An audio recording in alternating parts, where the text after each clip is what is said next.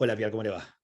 Bien, bien, bien. Perfecto. No, A ver, pues, empezamos. hablábamos Sí, del libro que había salido en el 2014 sobre 1924 y ha habido ciertas evoluciones, ¿no? En el análisis, porque la investigación continuó. Y entonces se ha completado en primer lugar porque el documento ese de 1924 habla solamente de 1924 y no de 1928. El diario Lotó es un diario, digamos, referente, porque en Lotó escribían todos los intelectuales que estaban en la periferia de la Federación Francesa de Fútbol, sí, el 3F. que estaba dirigida por Rimet desde 1919, y Rimet que se iba a transformar en 1921 en el presidente de la FIFA. Sí. Este mismo Rimet, y ese es un archivo, por ejemplo, que no está en el libro de 1924, y que lo descubrí, pero en realidad los historiadores uruguayos me lo tendrían que haber pasado desde el principio, que aparece en el archivo, en el informe oficial de la Copa del Mundo de 1930. En 1930, Rimet acompaña a las delegaciones europeas en el barco que va hasta Montevideo y representa a la FIFA, ¿no? Como presidente de la FIFA. Cuando se termina el partido final entre Uruguay y Argentina, hace declaraciones a la prensa, pero sobre todo envía una carta oficial al presidente de la Asociación Uruguaya de Fútbol, Raúl Yude, en la cual le dice: es increíble que Uruguay haya ganado 3 veces consecutivas la Copa del Mundo de Fútbol. La Coupe du Monde de Fútbol, dice, no dice el Campeonato del Mundo o el Campeonato de lo que sea, no, Sí, o el sí. Campeonato Internacional, dice la Coupe du Monde de Fútbol. Y explica lo siguiente, porque aunque en aquella época, es decir, refiriéndose a 1924 y 1928, aquellos campeonatos no se llamaban aún Copa del Mundo, Sí. eran verdaderos campeonatos mundiales. Entonces, incita a la Asociación Uruguaya, lo dice en la misma carta, a anotar en sus emblemas, es decir, en su escudo de la asociación, Mm. las 3 victorias mundiales del equipo, que constituyen una verdadera epopeya. Sí. En aquel momento, Rimet vivía los acontecimientos como un contemporáneo, no los estaba revisando no los estaba transformando en una leyenda como lo hizo mucho tiempo después. Sí. Él sabía muy bien que el campeonato de Montevideo de 1930 no había sido verdaderamente un acto de voluntad alegre, feliz de la FIFA. Había sido organizado porque no podían seguir adentro de los Juegos Olímpicos. Sí. Para salvar el campeonato de los Juegos Olímpicos, Rimet llama a la organización de un campeonato por la FIFA por primera vez en 1928, después de los Juegos de Ámsterdam. Y entonces Rimet sabe muy bien que hay una continuidad total entre el campeonato de 1930 y los anteriores, porque el de 1930 es, por decir así, el mal menor en aquel momento, la manera de salvar lo que él ya había tenido muchas dificultades en salvar en 1928. Hay otra cosa que se sabe muy poco y que es probablemente un hecho histórico fundamental en la historia del fútbol, es que cuando termina el campeonato de 1924 en París, cuando termina la final entre Uruguay y Suiza, Uruguay gana 3-0 en el Estadio de Colombes, el Estadio de Colombes que sigue igual, Sí. prácticamente hoy, con casi las mismas tribunas, la misma organización, la misma estructura, Yo, ¿no? yo hasta he visto en el programa, un documental, El origen del fútbol uruguayo, que lo entrevistan ustedes, ¿no? Van al estadio. Estábamos ahí, yo estaba sentado en el medio Sí, de la sí. cara. Sí, es impresionante, es idéntico. Sí. Entonces, cuando termina la final, pocos minutos después, Rimet declara justamente a Lotó, al periodista de Lotó, que es, digamos, había sido capitán del equipo del Red Star de Rimet, y había ganado 3 veces el campeonato nacional francés, y había sido capitán de la selección francesa también. Y Usted se. ahora era periodista de Lotó, Gamblin, Lucien Gamblin. Lucien Camblano, sí. le explica al periodista de Lotto lo siguiente: ahora hay que organizar este campeonato del mundo, es decir, este campeonato del mundo de los Juegos Olímpicos, extendiéndolo y creando preludios continentales. La idea de Rimet es entonces que el campeonato del mundo que acaba de realizarse en Colombes en 1924 cambie su estructura en 1928. Y en vez de jugarse con muchos equipos en la ronda final olímpica, se limite a 16, pero que previamente se organicen lo que él llama preludios continentales, es decir, lo que hoy se llama eliminatorias, sencillamente, eliminatorias por continente, es decir, eliminatorias en América del Sur, en América del Norte y en Europa, por el momento. Quizá podía extenderse a África o Asia bajo algunas condiciones, pero principalmente lo que Rimet pensaba hacer era eliminatorias, rondas eliminatorias. Entonces, ¿por qué es muy importante eso? No tanto porque Rimet reconoce que 1924 es un campeonato del mundo, porque para la gente de la época era una evidencia tal, es decir, aparecía en todos los diarios: Uruguay ganó el campeonato del mundo, mañana es la final del campeonato mundial, la Asociación Francesa titulaba sus programas el torneo mundial de los Juegos Olímpicos, etc. Es importante porque la FIFA, por primera vez, se dispone a asumir una parte del campeonato del mundo, no la totalidad del campeonato del mundo, sino una parte. La idea de Rimet en ese momento es genial: conservar la final mundial en el marco de los Juegos Olímpicos, pero organizar esos preludios continentales en manos de la FIFA, fuera de los Juegos Olímpicos. Y eso para la FIFA era muy importante porque, en primer lugar, porque se sacaba de encima la presión que empezaba a desarrollarse, sobre todo por parte de las asociaciones futbolísticas más ambiciosas de la época, que eran Italia, Austria, Hungría y Checoslovaquia. Esas 4 asociaciones estaban empezando a hacer presión para que se organizara una Copa Europea, una Copa de Europa, que Rimet no quería, porque iba a ser un concurrente de la FIFA. Pero sobre todo por una razón: es que durante la vuelta preliminar que Rimet preveía en los diferentes continentes, la FIFA y las asociaciones iban a poder ganar plata, iban a poder ganar dinero. Porque el problema que se les planteaba en ese momento era que los equipos iban a jugar el campeonato olímpico y no ganaban dinero, perdían dinero. Porque el campeonato olímpico era solamente rentable para los organizadores olímpicos, para el Comité Olímpico francés en 1924, holandés en 1928, belga en 1920. Sí, sí, sí. Entonces, los equipos, Uruguay, por ejemplo, cuando fue a 1924, no recibió ninguna ayuda de nadie para su participación.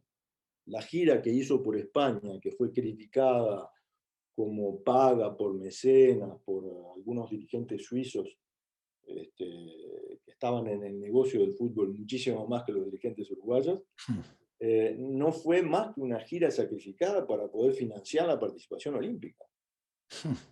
Entonces, no ganaban nada los equipos. Sí. Inventando ese esquema doble, con la ronda final en los Juegos Olímpicos y las eliminatorias en los diferentes continentes, la FIFA y los equipos participantes se aseguraban una cierta cantidad de partidos y sobre todo el control de la boletería, durante esa parte. Sí. Era un plan perfecto. Fue, por otra parte, el plan que la FIFA utilizó a partir de los Juegos Olímpicos de Berlín en 1936. Porque si vos mirás cuántos equipos participan en los Juegos Olímpicos a partir de 1936, te vas a dar cuenta que hay 16 equipos nada más. Lo mismo va a suceder después en la Copa del Mundo de la FIFA. ¿Por qué? Porque se organizan rondas preliminares, y esas rondas preliminares tienen un interés mayor para la FIFA, que es recaudar plata. Sí, sí, sí. Y para las asociaciones también. Sí. como ahora. Entonces, si querés, ¿qué pasa? Todo eso completó un poco la investigación de 1924, porque lo que quedó muy claro es que Rimet, el presidente de la FIFA, quería mantener a fondo el campeonato mundial dentro del marco de los Juegos Olímpicos. Sí.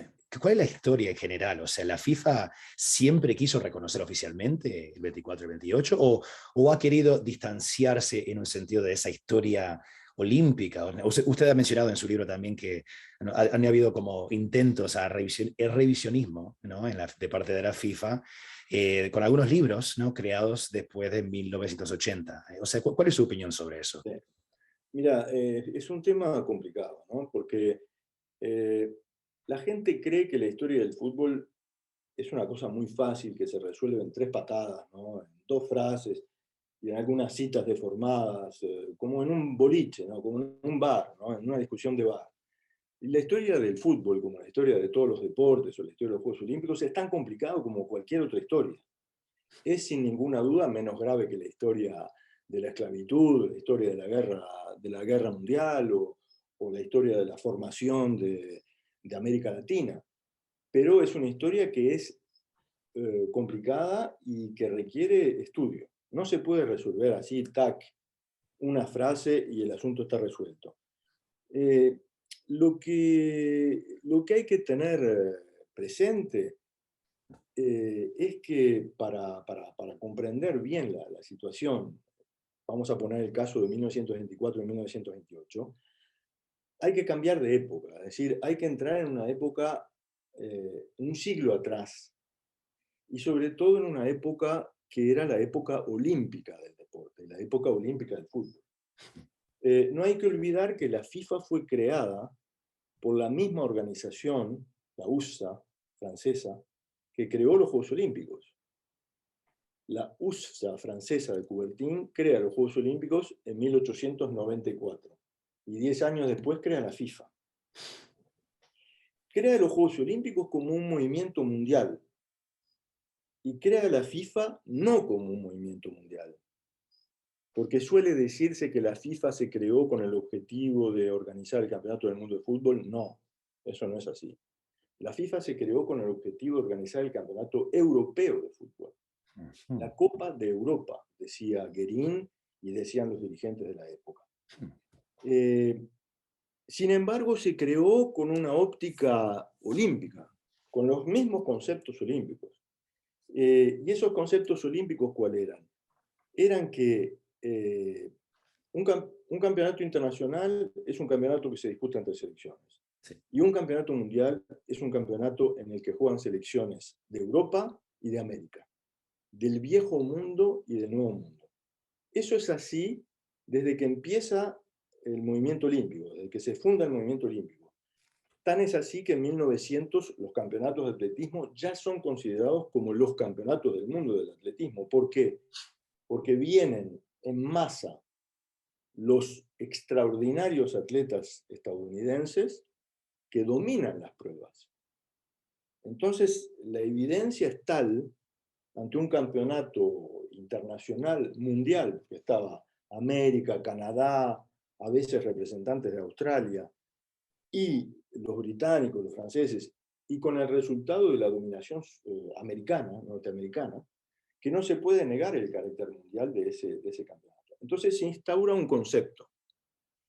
Es campeonato del mundo verdadero, un campeonato internacional en el cual se enfrentan el viejo mundo contra el nuevo mundo. Es el concepto olímpico. Y tan es así que el fundador de la FIFA dice, nosotros vamos a crear el campeonato de Europa, no el campeonato mundial. El campeonato mundial surgirá en otra parte. Surgirá en otra parte. Cuando los ingleses toman el poder en la FIFA, en 1906, le imponen a la FIFA, digamos, una forma de autocensura, es decir, que le prohíben organizar un campeonato de fútbol. Se lo prohíben directamente. A partir de 1906, la FIFA se niega a organizar su propio campeonato de Europa, que era la idea original de los fundadores. La original, seguro. Las asociaciones se vuelcan entonces hacia la única perspectiva, la perspectiva natural y más fácil que estaba ahí a disposición, que era el torneo olímpico de fútbol. Hmm. El torneo olímpico de fútbol es al principio un torneo europeo. En 1908 hay 5 equipos de Europa, en 1912 11 equipos de Europa, y permanece europeo en 1920 en Amberes, aunque participa un seleccionado de Egipto.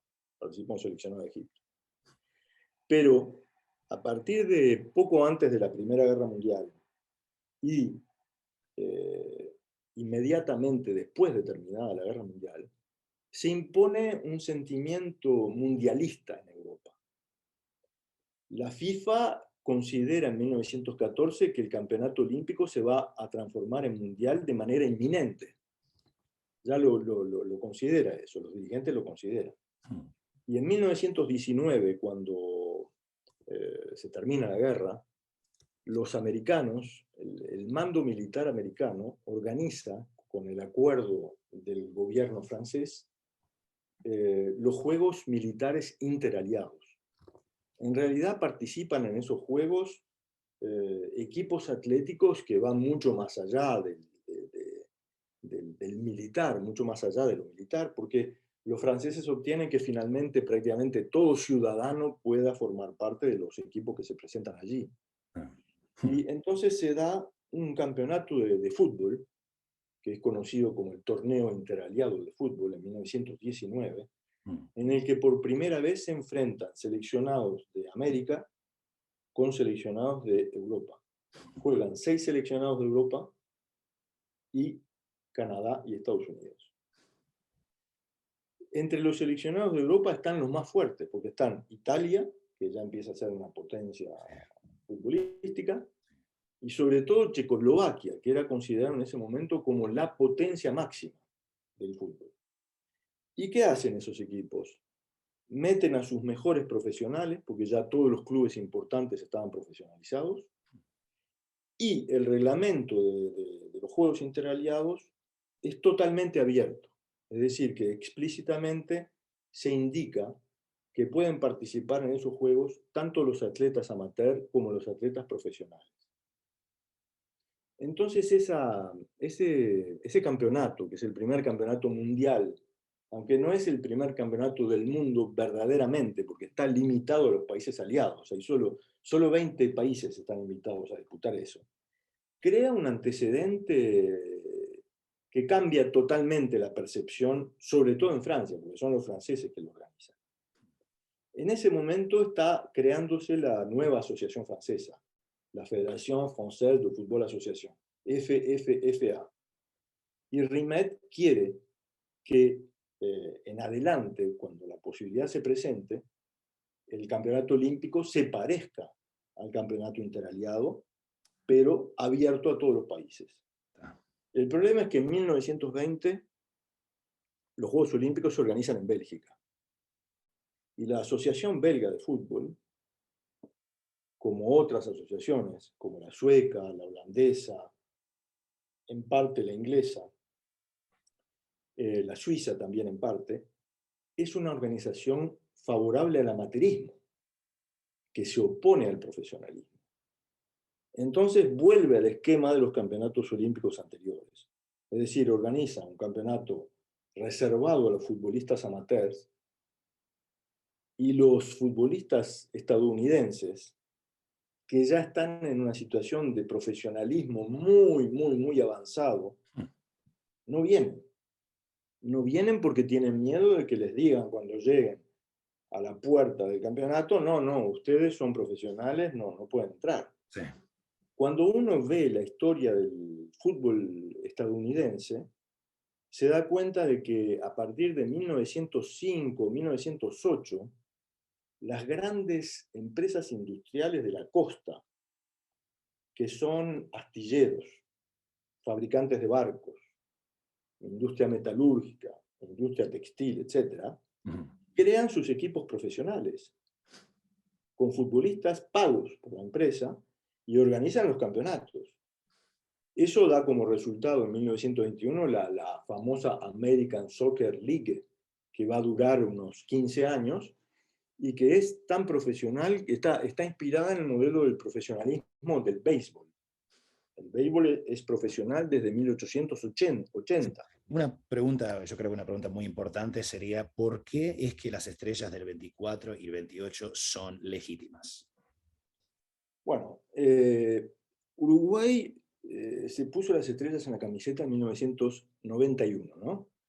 El primer equipo que inició esa moda, digamos, esa actitud, fue Brasil, que en 1968, es decir, antes de ganar la tercera Copa del Mundo Rimet, en propiedad, colocó en el escudo de su asociación dos estrellas azules.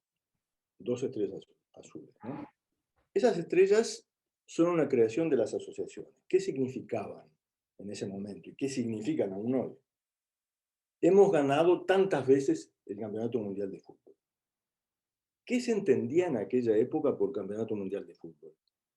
No un campeonato, como se dice hoy, la Copa del Mundo organizada por la FIFA, sino algo mucho más, digamos, fundamental y más vasto, porque la lógica del fútbol internacional viene del mundo olímpico. Entonces, ¿qué se entendía? En primer lugar, un campeonato verdaderamente mundial, es decir, un campeonato en el cual se enfrenta por lo menos América y Europa, viejo y nuevo mundo. Y en segundo lugar, y esto es propio del fútbol, o propio, mejor dicho, de la parte más avanzada del mundo del fútbol, un campeonato abierto, lo que los ingleses llaman open, el Open de golf, el Open de tenis. ¿Qué quiere decir Open? Open quiere decir que en ese campeonato pueden participar los deportistas de la disciplina, sea cual sea su categoría, es decir, amateur, no amateur o profesionales. Hoy en día, cuando uno lee algunos textos publicados, no por la FIFA, sino por la presidencia de la FIFA, eh, observan la historia que ellos narran en esos textos, que los campeonatos olímpicos son todos considerados como campeonatos amateurs. Sí.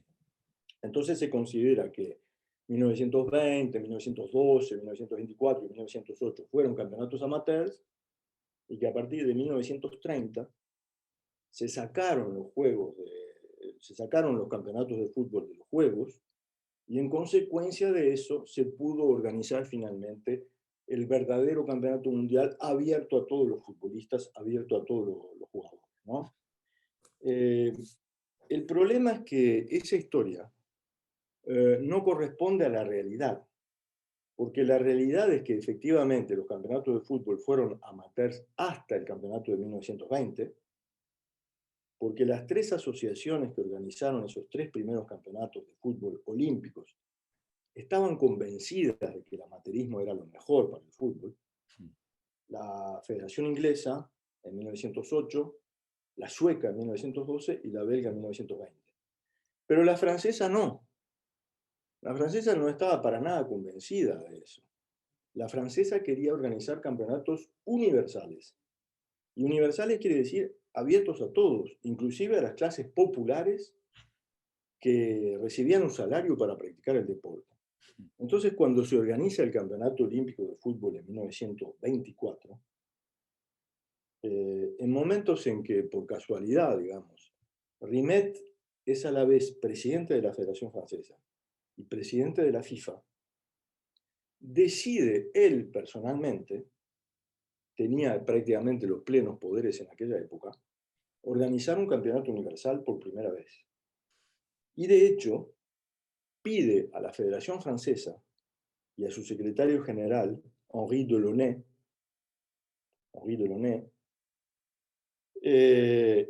redactar un reglamento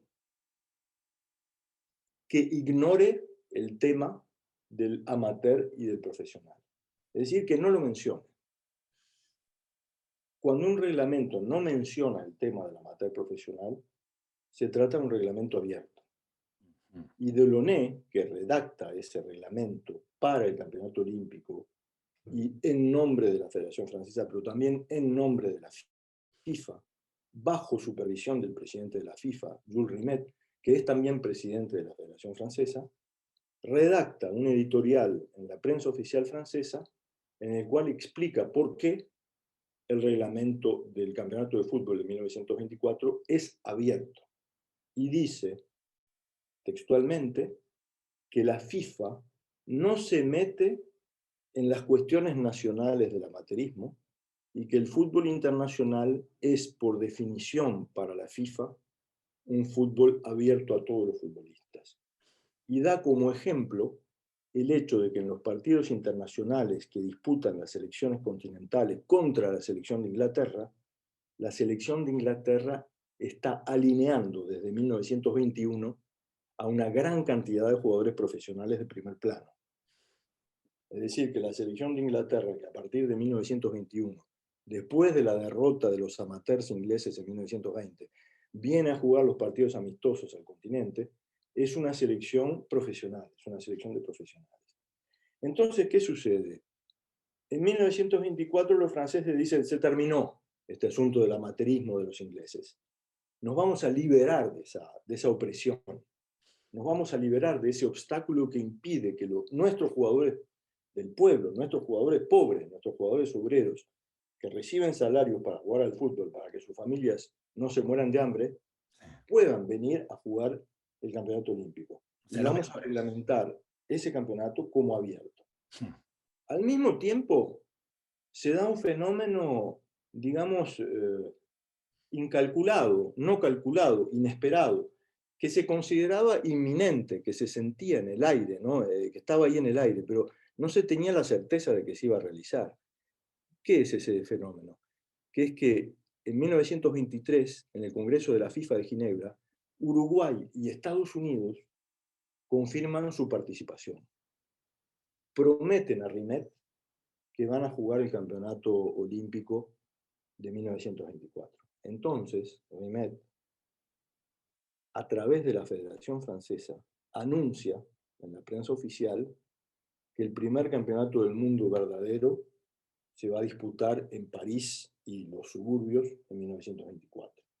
Se dan dos factores, se da la conclusión de dos factores. Por un lado, el reglamento abierto, que es promovido por Rimet y por la Federación Francesa, y por otro lado, el hecho fortuito, histórico, que pudo haberse dado antes o después, de la llegada de los seleccionados de Estados Unidos y de Uruguay, que crean el Campeonato del Mundo de hecho. En la lógica olímpica, no se anuncia por anticipado un campeonato mundial, por una razón muy sencilla. Es que si se presentan solamente equipos europeos y el campeonato que se anuncia es un campeonato mundial, se rebaja el valor del título. Sí. Entonces, la lógica olímpica no funciona así. La lógica olímpica funciona de la manera siguiente. Se reconoce un campeonato mundial cuando se está seguro que van a participar en ese campeonato significativas representaciones del viejo mundo y del nuevo mundo, de Europa y de América. Eso se da en atletismo desde 1900, pero en fútbol aparece el fenómeno en 1924. Y ahí hay una coincidencia histórica, un hecho casual, que es que coinciden los dos elementos que permiten catalogar a un campeonato de fútbol como un campeonato de fútbol absoluto, lo que la FIFA llama un campeonato absoluto. Es decir, selecciones que pueden alinear a sus mejores jugadores, profesionales o no, y encuentro entre América y Europa.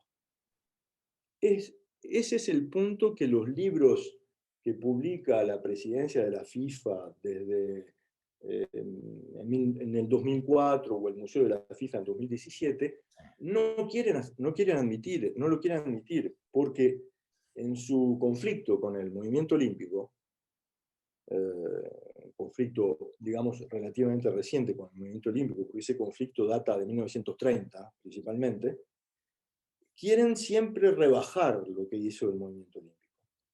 Y en aquella época, en 1924, había armonía entre la FIFA y el movimiento olímpico. Había armonía entre los dirigentes de la FIFA franceses, Rimet y Coubertin, porque Rimet y Coubertin se conocían desde siempre. Rimet había trabajado en la URSA con Coubertin en 1900 para organizar los campeonatos del mundo del atletismo en la Olimpiada, en la segunda Olimpiada francesa. Allí estaba Rimet con Coubertin. Coubertin salva la prueba de fútbol en 1912 en Estocolmo, porque los suecos dicen que el fútbol es un juego, no es un deporte verdaderamente. Y Coubertin interviene para salvar el fútbol. Entonces, en esa época había armonía, y esa armonía culmina con el campeonato mundial, que es reconocido por toda la opinión suiza, francesa, por todos los dirigentes, etc. Ahora, ¿qué pasa? ¿Por qué Rimet pasa por la Federación Francesa y no por la FIFA? ¿Por qué no hay documentos de la FIFA que dicen viva el Campeonato Mundial de 1924, qué felicidad, por fin tenemos el Campeonato Mundial? ¿Por qué? ¿Por qué pasa eso? Porque la FIFA en ese momento está muy dividida y es muy atrasada. Hay una gran cantidad de asociaciones influyentes, bajo influencia inglesa, que no quieren el campeonato abierto del fútbol. No quieren un campeonato absoluto abierto a todos los futbolistas. Entonces, Rimet, para mantener la unidad de la FIFA, que había estado muy dividida después de la Primera Guerra, su mandato es no dividir más, salvar la unidad de la FIFA.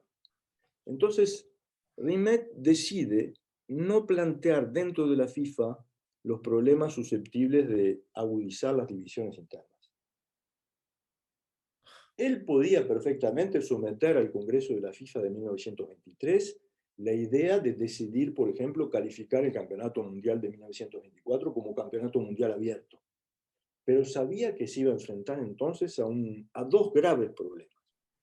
El primero es la oposición de una serie de asociaciones más que influyentes, fundadoras: Bélgica, Holanda, Suecia, Dinamarca, 4 asociaciones que habían fundado la FIFA, que se iban a oponer y que le iban a decir, no, no, no, no, no, nosotros queremos un campeonato mundial, pero amateur, no abierto, no absoluto.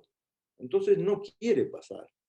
Además hay otro problema, es que Rimet tiene otro mandato como presidente desde 1921, que es hacer regresar dentro de la FIFA a las 4 asociaciones británicas. Y sabe perfectamente que si la FIFA decide organizar un campeonato del mundo abierto, esas asociaciones no van a entrar a la FIFA, no van a volver a la FIFA. Porque esas asociaciones pusieron siempre como condición para estar dentro de la FIFA que la FIFA no organizara campeonatos internacionales y menos campeonatos internacionales abiertos. Entonces Rimet sabe muy bien que si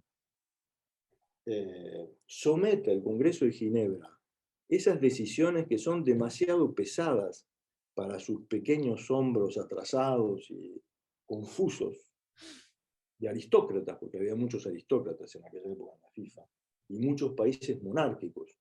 Fíjate que los defensores del amateurismo son los países monárquicos. Suecia, monárquica; Dinamarca, monárquica; Países Bajos, monárquicos; Bélgica, con su rey. Entonces ellos defienden el fútbol aristocrático. No quieren que los proletarios entren en los clubes. Los quieren dejar afuera, como hacen los ingleses aristócratas de ciertas zonas, de ciertas ligas. No quieren que los obreros entren en los clubes. Entonces Rimet, muy hábilmente, además nadie le obliga, nadie le pide que lo haga, elude a la FIFA, pero se comporta como presidente de la FIFA. Él es la FIFA, él se dice que es la FIFA, pero en realidad no consulta el Congreso. De ahí viene la ambigüedad del asunto del reconocimiento. ¿Por qué? Porque en ese momento la opinión de la FIFA no le interesa a nadie. ¿Por qué? Porque la FIFA anuló el Campeonato de Europa en 1905, prohibió la organización de campeonatos propios a partir de 1906, impidió que la FIFA reglamentara los campeonatos olímpicos cuando en 1914 el Comité Olímpico Internacional le ofreció esa posibilidad. Entonces la FIFA es considerada como una especie de oficina burocrática administrativa que gestiona las afiliaciones, pero de ningún modo como una vanguardia deportiva susceptible de organizar un campeonato del mundo, o mismo un campeonato regional o europeo. O sea, no la FIFA que conocemos ahora, No la básicamente. FIFA Nada que que ver. conocemos Sí, hoy. La FIFA que conocemos hoy nació recién en 1950. Eh, en ese momento, el que salva la cara un poco de la FIFA, o mejor dicho, el que salva la cara del fútbol mundial, es la Federación Francesa, que aporta un reglamento a la altura de las necesidades del fútbol. No solamente las necesidades de países como Hungría, Checoslovaquia, Italia, que ya tenían un nivel de profesionalización muy alto, o Francia inclusive, sino también las necesidades de los países americanos, puesto que en los Estados Unidos se había organizado el campeonato profesional sí. y en países como Uruguay o Argentina, aunque se vivía todavía la llamada era amateur, se autorizaba el empleo por los clubes de los futbolistas. Es decir, que se vivía un profesionalismo que no era un profesionalismo de futbolista, pero se vivía un profesionalismo de futbolista empleado por el club. Sí. Es decir, que todos esos futbolistas profesionales que cobraban sueldo, que cobraban premios, y que quedaban afuera, en teoría, por los reglamentos que se habían aplicado anteriormente en los Juegos Olímpicos, en los torneos olímpicos, Rimet no quería dejarlos entrar, no quería que se les cerrara la puerta de entrada. Alguna gente te va a decir, sí, pero los Juegos Olímpicos siempre fueron amateurs. Por consecuencia, aunque Rimet hubiera querido imponer su reglamento abierto, como los Juegos Olímpicos eran amateurs, los jugadores tenían que ser amateurs. Sí. Pero esa teoría también es equivocada, no corresponde a la realidad de los Juegos Olímpicos. Cuando Coubertin funda los Juegos Olímpicos, en 1894, decide que la admisión de los atletas no es prerrogativa del movimiento olímpico y que solo las autoridades deportivas de cada disciplina tienen el derecho y el poder de decidir qué tipo de deportistas van a admitir en sus campeonatos. Esa situación se mantiene hasta 1925. 1925. En 1925, el Congreso Olímpico, digamos, atacado por los países monárquicos, es decir, por los suecos que dirigen el atletismo, y por el Comité Olímpico Británico, que tiene una influencia mayor en el mundo entero, decide amateurizar a los Juegos Olímpicos e impone por primera vez la obligación de amateurismo para entrar en los equipos atléticos o de natación o de fútbol de los Juegos Olímpicos, 1925. En ese momento Rimet tenía pensado el plan del que hemos hablado ya, es decir, extender el campeonato abierto de fútbol, el campeonato mundial supremo de todos los futbolistas, creando eliminatorias continentales, preludios continentales, como decía él. Cuando el Congreso Olímpico en 1925 le opone el amateurismo, dice, acá me veo enfrentado a un dilema. Si obedezco y me someto a las nuevas directivas británicas y suecas impuestas por las monarquías en el seno de los Juegos Olímpicos, mi campeonato ya no va a ser más un campeonato mundial supremo, ya no va a ser más un verdadero campeonato del mundo del fútbol. Y ya no voy a poder poner a mis futbolistas profesionales en el equipo de Francia. Y ya no van a venir los americanos, y tampoco van a venir los uruguayos ni los argentinos. Sí. Entonces el campeonato se va a reducir cada vez más. Sí. Entonces no acepta esa alternativa, pero no sabe qué hacer. Tiene la posibilidad de organizar un campeonato propio de la FIFA, pero tiene miedo a hacerlo. ¿Por qué? Porque el prestigio de los Juegos Olímpicos es tal, la atracción de los Juegos Olímpicos en el mundo, en el planeta es tal, China, Japón, países africanos, Australia, Nueva Zelanda, prácticamente toda América, Centroamérica, Sí. participan en los Juegos Olímpicos. Y la FIFA nadie la conoce. Entonces, temiendo el fracaso, y temiendo incluso que los países sudamericanos sigan la línea olímpica en lugar de seguir la línea de la FIFA, opta por otra estrategia. No va al Congreso Olímpico de 1925, no asiste al Congreso Olímpico. Y se dedica a trabajar dentro de la FIFA. Y hace aprobar a la FIFA en 1925 y en 1926 una serie de disposiciones estatutarias que cambian totalmente la naturaleza de la Federación Internacional. Y entre ellas una regla que dice lo siguiente: para los partidos y campeonatos internacionales del futuro, las asociaciones nacionales podrán componer libremente sus seleccionados, alineando a jugadores amateurs, no amateurs y profesionales. Entonces impone como regla fundamental de la FIFA el abierto, el open. Sí. Y la FIFA amateur de los ingleses, la FIFA rebajada por los ingleses durante los años anteriores, porque los ingleses habían promovido la famosa resolución de Cristiania, que reconocían el campeonato olímpico como campeonato amateur, esa FIFA rebajada se termina con Rimet. Y en 1925 se transforma en una FIFA abierta. Una FIFA abierta. No todo el mundo está contento con lo que hace Rimet, porque Rimet se apoya ahora en las nuevas asociaciones que vienen llegando. Sí. Uruguay, Argentina, Perú, Brasil, Estados Unidos, todas esas asociaciones que vienen de afuera de Europa, no les interesa un corno el tema del amateurismo. Lo único que les interesa es poder alinear a sus mejores jugadores, sus mejores equipos, y que no les hagan dificultades. Entonces Rimet obtiene contra el voto de los holandeses, los belgas, etc., los daneses, los ingleses, obtiene que la FIFA, por cortas mayorías, se transforma en una FIFA abierta. Y en 1927 hace votar por el Congreso una disposición, digamos, subversiva, que dice lo siguiente: a partir de ahora, cualquier jugador profesional puede ser declarado como amateur. Es una manera muy sencilla y muy práctica de eludir cualquier obstáculo, cualquier traba en el momento de la inscripción. No es una regla nueva.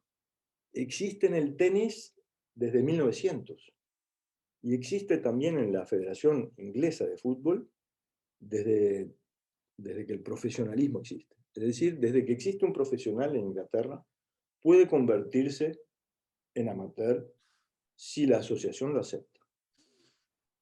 Entonces, con ese paquete de reglas, discute el Congreso de 1927 de la FIFA su participación o no al Campeonato de Ámsterdam. Porque hay dos reglas que se oponen. La regla olímpica que votó el Congreso, según la cual solo pueden jugar los futbolistas amateurs, y las reglas que fue votando la FIFA en 1925, 26 y 27, que fijan el principio opuesto, es decir, que los seleccionados pueden componerse libremente con amateurs y con profesionales.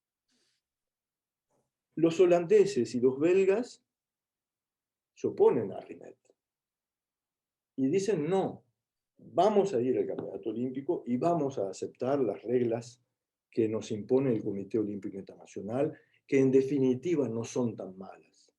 Y Rimet dice, no, yo no trabajé durante 3 años inútilmente para que ahora ustedes vengan a demoler mi obra. Entonces impone al Congreso una resolución mayor en la cual dice, si el Comité Olímpico Internacional no acepta las reglas de la FIFA, el fútbol no participa en los Juegos Olímpicos de Ámsterdam. En agosto de 1927, es decir, 3 meses después, el Comité Olímpico Internacional cede al pedido de la FIFA. Y se llega entonces a lo que Rimet llama el mantenimiento del Campeonato Mundial. No solamente lo mantiene dentro de los Juegos Olímpicos, sino que lo mantiene en las mismas condiciones que en 1924, es decir, como campeonato mundial y abierto. Más aún, el reglamento de la FIFA de 1928 ya no fue redactado por la Federación Francesa.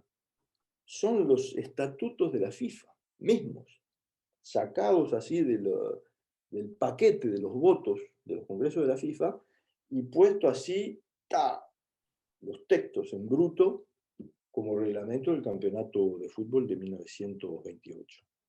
Pero es más, Rimet agrega, para hundir, para vengarse. Rimet es un tipo vengativo, es un tipo muy personal y que no concede nada. Es implacable con sus adversarios. Entonces, para liquidar definitivamente la maniobra de los británicos en el seno del Comité Olímpico Internacional, impone también un texto en el cual autoriza a las asociaciones nacionales, y es más, pide a las asociaciones nacionales que paguen salario a los integrantes de los seleccionados nacionales desde el día en que embarcan en su país hasta el día que desembarcan de vuelta en su país. Entonces, no solamente promueve el campeonato abierto, sino que promueve en 1928 el campeonato olímpico profesional, puesto que los jugadores que van a jugar están autorizados a recibir un salario olímpico, ¿no? ¿Qué sucede ante esa situación?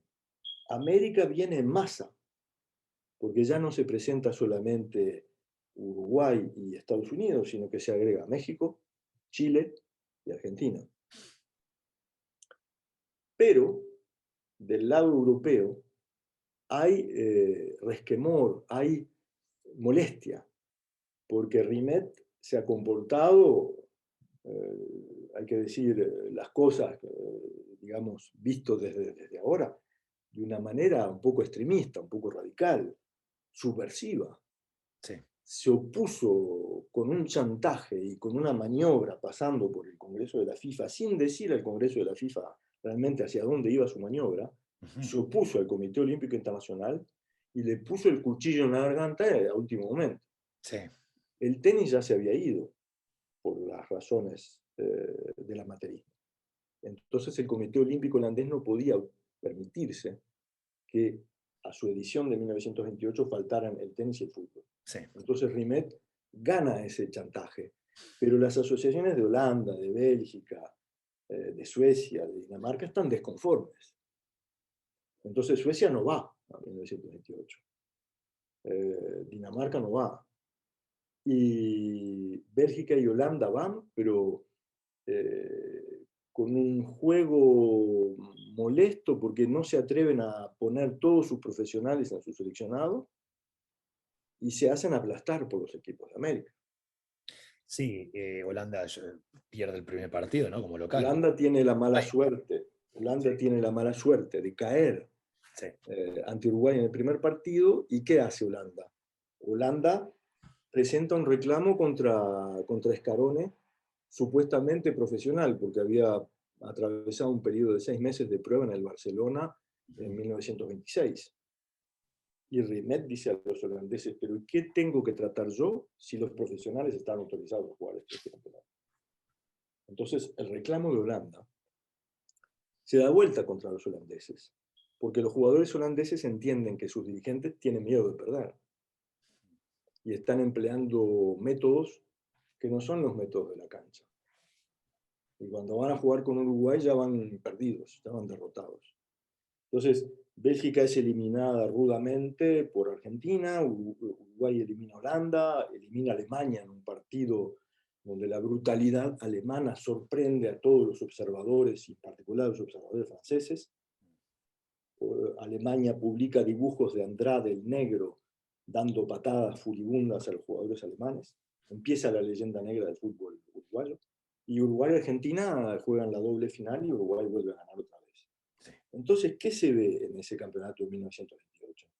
Que el campeonato vuelve a tener las mismas características reconocidas en aquella época como las del campeonato mundial absoluto del fútbol, reconocidas, porque juegan lo mejor de Europa, que era Italia en ese momento, Italia y Suiza, lo mejor de Europa, juega Yugoslavia también, y lo mejor de América, Argentina y Uruguay. Argentina, que en ese momento era campeón de América.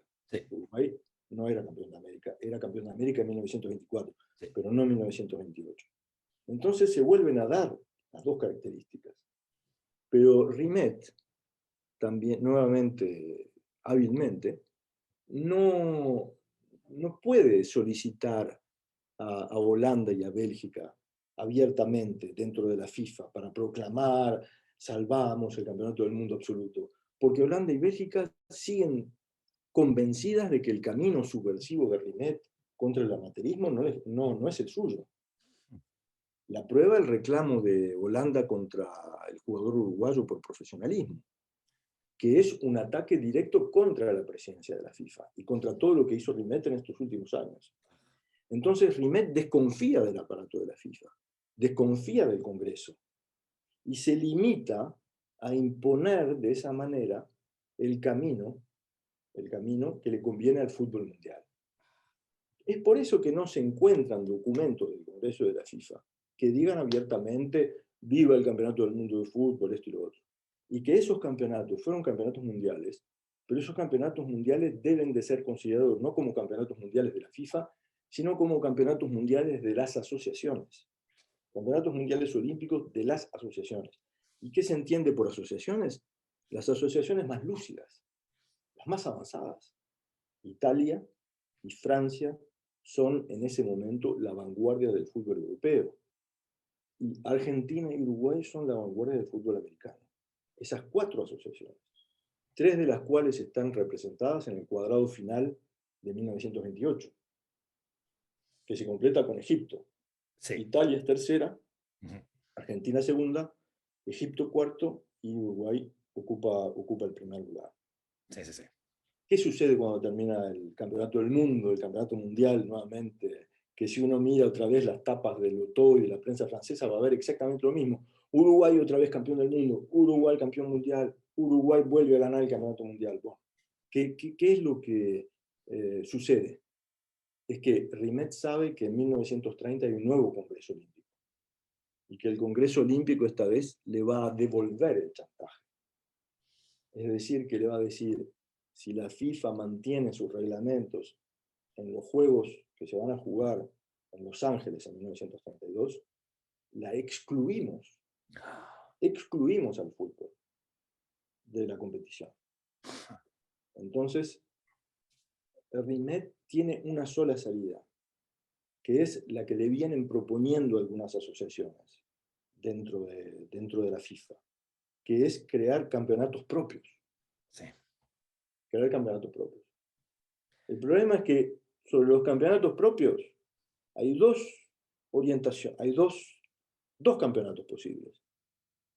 El del mundo, en reemplazo del campeonato olímpico, y el de Europa. El de Europa lo vienen pidiendo las asociaciones de Europa Central, más Italia, desde 1926. Y la FIFA lo rechaza. La FIFA lo rechaza porque teme que al crearse la Copa de Europa se cree necesariamente una confederación europea y que esa confederación europea liderada por húngaros, italianos, checoslovacos, austríacos, que son gente de negocio, no son dirigentes así, funcionarios del deporte como son los franceses, no, son gente de negocio, acaparen el fútbol de la zona y que en ese movimiento la FIFA desaparezca, en un periodo muy complicado que desaparezca. Entonces, la situación es complicada, pero Rimet elige ir para adelante, ir para adelante. Y ir para adelante es, vamos a crear nuestro propio campeonato del mundo, puesto que ya no podemos seguir organizando el campeonato del mundo que queremos dentro de los Juegos Olímpicos, porque a cada vez hay que discutir el tema del amateurismo y esto y lo otro, y hay mucho lío y mucha división, vamos a crear el campeonato definitivamente abierto afuera de los Juegos. Y vamos a salvar el campeonato de 1924 como salvamos el de 1928, pero de una manera definitiva creando ese campeonato en 1930. Es el nacimiento de la Copa del Mundo. Es el nacimiento de la Copa del Mundo.